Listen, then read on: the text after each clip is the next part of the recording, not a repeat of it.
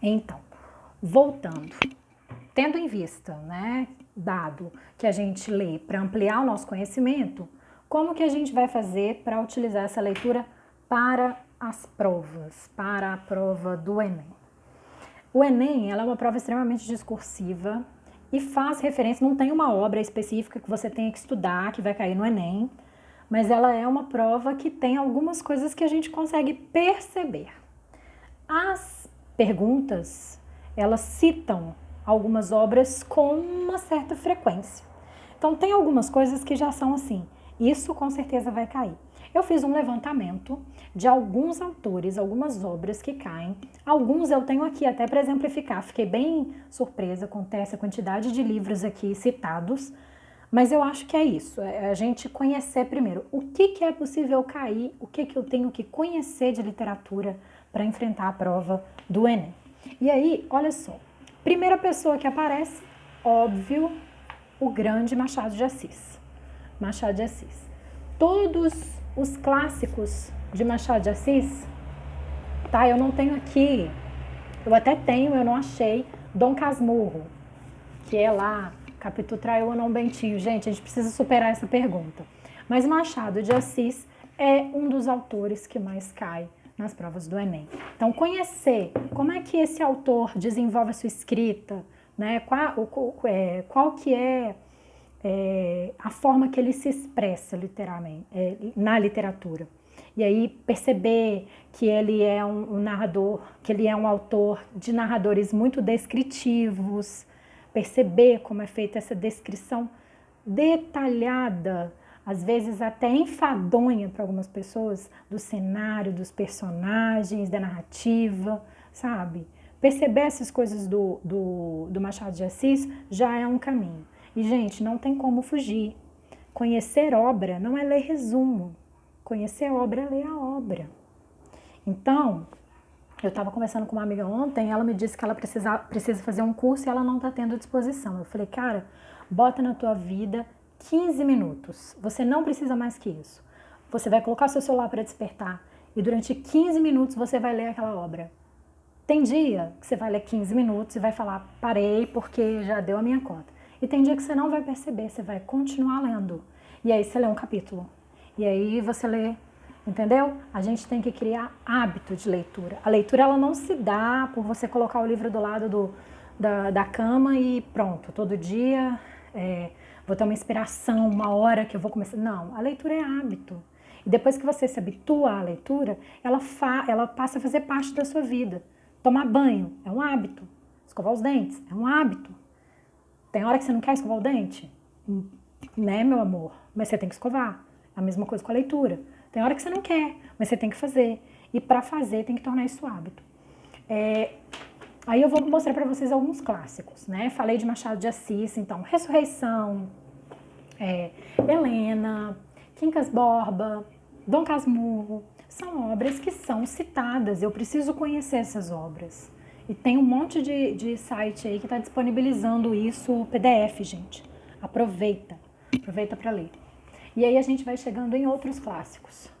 O Cortiço principalmente pelo tema que é debatido na obra, né? O tema que é debatido nessa obra. Fala sobre a criação do Brasil, como é que eu posso dizer? Do Brasil marginal, sabe? Marginalizado, tá? Não no sentido pejorativo, mas no sentido do Brasil afastado. E é a realidade brasileira, tá aqui. É um clássico, Cortiço, tem que ler. Triste Fim de Policarpo Quaresma. Tem gente que acha que isso é do Machado de Assis, gente, isso é do Lima Barreto, tá? Leiam. E aí a gente vai entrando em outros brasileiros, assim, como Jorge Amado, né? Jorge Amado tem uma literatura bem sensualizada, bastante regionalista, né? Essa coisa do brasileiro que trabalha com regionalismo também é muito importante. Um clássico, ou você ama ou você odeia, mas tem que ler Macunaíma. Tem que ler, tá? Macunaíma tem que ler. E aí você vai ter várias versões de Macunaíma. Tem essa grandinha aqui, tem uma mais fininha, mas tem um filme que depois que você lê, você pode assistir, que é uma obra de arte de cinema brasileiro, uma coisa maravilhosa. E tem essa, né? Tem essas estratégias da gente, depois que lê o livro, pode assistir alguma coisa. Gente, não faz o contrário. Não faz o contrário, tá? Pensa nos livros que vocês gostam de ler. Eu acho que A Culpa é das Estrelas. O filme é lindo. Nada supera o livro, tá? Opinião pessoal. E aí a gente vai. Depois dos clássicos, vou indicar aqui alguns que são da poesia. E da poesia a gente tem Carlos Drummond de Andrade. Esse é um dos livros que cai bastante. A Rosa do Povo, tá? Vinícius de Moraes, não preciso nem falar, né, gente? A gente lê Vinícius de Moraes pequenininhos, né? Os poeminhas da Arca de Noé. Então, Vinícius de Moraes, a poesia dele mais adulta, eu acho que é uma boa caminhada. Cecília Meirelles, Cânticos, é uma obra que cai em vários concursos. E Clarice Lispector também, né? Então, da área da poesia, tô dando algumas dicas. Nos clássicos também, eu tenho para citar aqui, ó. Esse livro aqui, Grande Sertão Veredas, do Guimarães, eu não me lembro de ter visto alguma coisa sobre ele em concurso, mas eu posso estar enganada, porque é uma obra muito grande. E Guimarães Rosa tem algumas necessidades específicas para leitura. Agora, Sagarana e Primeiras Histórias e Outras Histórias, que são livros de contos, esse sim, eu já vi várias citações.